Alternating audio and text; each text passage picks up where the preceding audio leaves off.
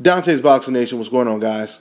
So trainer Freddie Roach, he did an interview recently where he basically was responding to Gennady Golovkin calling out his fighter, Miguel Cotto. And this is pretty much what he had to say.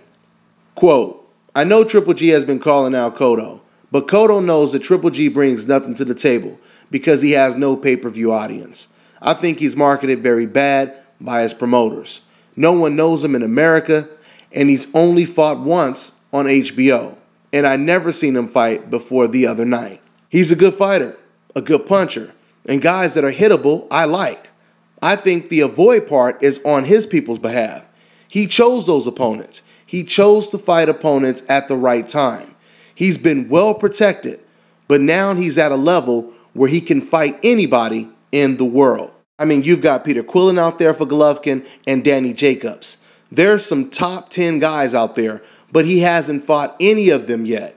In his last fight, he fought a good boxer, but he obviously couldn't punch that hard and was scared to death in round 1. End quote. Okay, so what I get out of that is Freddie Roach, he believes that Golovkin is way too much of a risk. He believes that Golovkin has a chance of beating him, and at the same time, he doesn't generate the type of money that a Canelo Alvarez does, right? Which obviously Cotto versus Alvarez would be way bigger than Cotto versus Golovkin. Now, I would like to see all of those fights. I would love to see Cotto Golovkin. I would love to see Cotto versus Canelo. But if I could choose what fight I wanted to watch first, it would definitely be Cotto versus Canelo. Mexico versus Puerto Rico, Madison Square Garden. That would be epic, okay?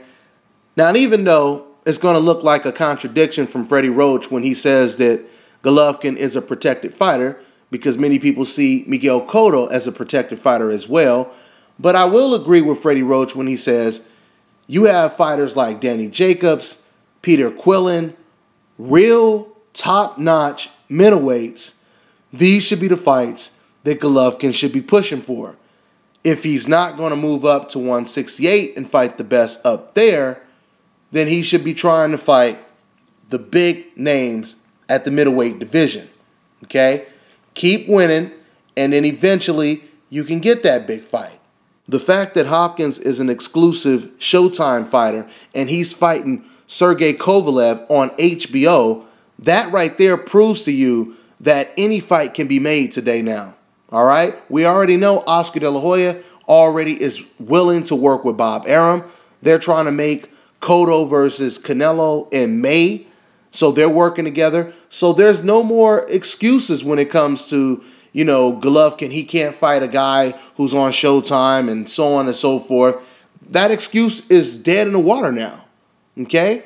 So why aren't they pushing to get the Danny Jacobs fight, the Peter Quillin, which would be a unification bout? And like I told you guys before, I would lean towards Golovkin to beat Peter Quillin. But I think he should work on trying to unify the titles. You got Sam Solomon, and I know it's not that much of an exciting fight.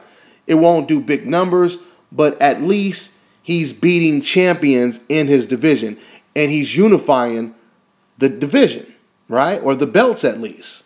So now Golovkin is fighting Rubio next, which should be an interesting fight. But once again, it seems like it's always these opponents that have somewhat of a chance, but we know they're being put in there for Golovkin to look good, right? At least that's what the goal is. It doesn't necessarily mean he's going to look good, but these are the type of opponents that they keep putting Golovkin in the ring with.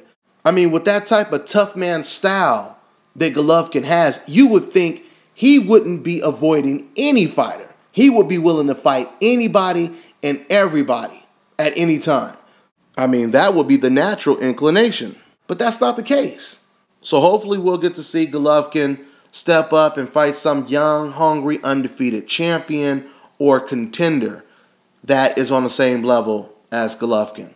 That's all I got to say. I'm on to the next one.